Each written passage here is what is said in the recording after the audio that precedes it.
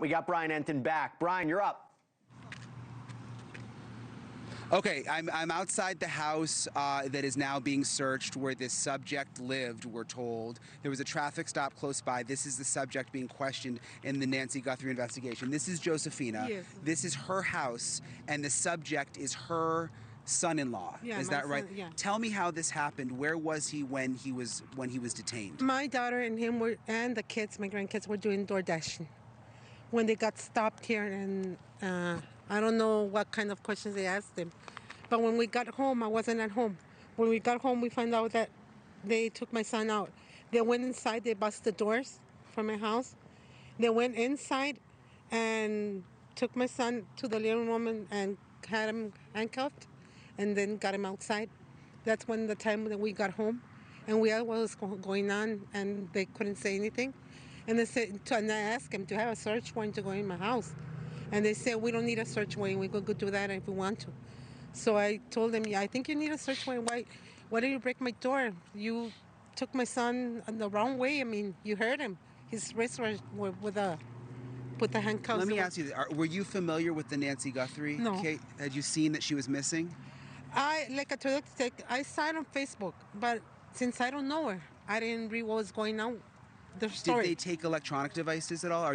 Did they take your phone? I don't have anything. They took my phone. They took my phone, my husband's phone, my daughter's phone, my grandkid's phone, and my son-in-law's phone. Let me show you these pictures really quick, Josefina, of, just give me a second, I gotta pull them up on my phone. These are the pictures from outside Nancy Guthrie's house. This is who they're looking for. Do the eyes look like your son-in-law at all? No, not at all. Do you see the mouth? Yeah, no. He doesn't look at all. Brian, can you ask what her son-in-law's what's name his is? name? It's Carlos. Carlos Palazuelos. Sorry, what's his name? Carlos. Carlos. Yes. And what's his last name? Palazuelos. Okay. I don't know, yeah. So. And does he work in Tucson? Would he ever be in Tucson? He's in Tucson all week. He works delivering boxes for like UPS and he works with a company. And I told him, you can call the company that he works there and verify that he's working. And is your daughter also detained? No, they just let my daughter and my grandkids go. Okay. Okay. Thank you, Josefina. Yeah. So that's sort of the latest here, Jesse. They took her phone too, yeah, her husband's phone, and her daughter's phone, and obviously her son-in-law's phone, and they are searching her house right now. So this is sort of an unfolding situation. And I'll get into this with Arthur, the fact that they didn't have a search warrant, according to her. Do you know where Carlos is right now, Brian? Do we know where Carlos is right now? No, I don't know. I don't know what's going on with him. They took my phone. I can't reach with nobody. Yeah, we think he's being questioned. But... Yeah, they already asked us a lot of questions about him. Like I said, I have nothing to hide. You can go in my house. You can search anything you want. There's nothing to hide. I don't know the lady. I don't know about the lady. I saw her on Facebook, but like I told you. Was he ever violent? Any violence with Carlos? No, he's a good guy. Criminal history that you know of? None of it. No? Okay. Is he from Tucson? Brian, yeah, so I mean, that's sort of the situation. She's obviously in shock. Yeah. Did you show her photos of the person outside of Nancy Guthrie's house? The images, the mask, the backpack?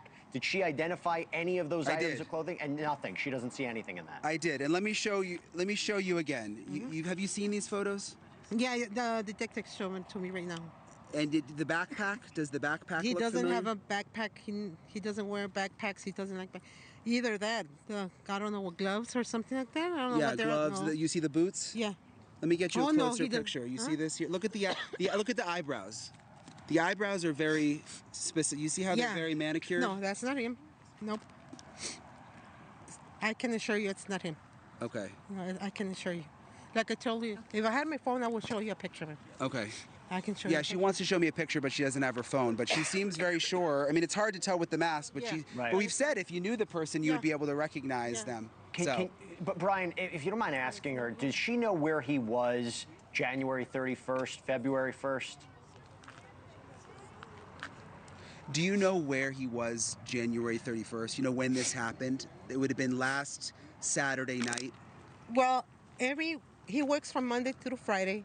He's home Friday. He stays home Friday, Saturday, and Sunday.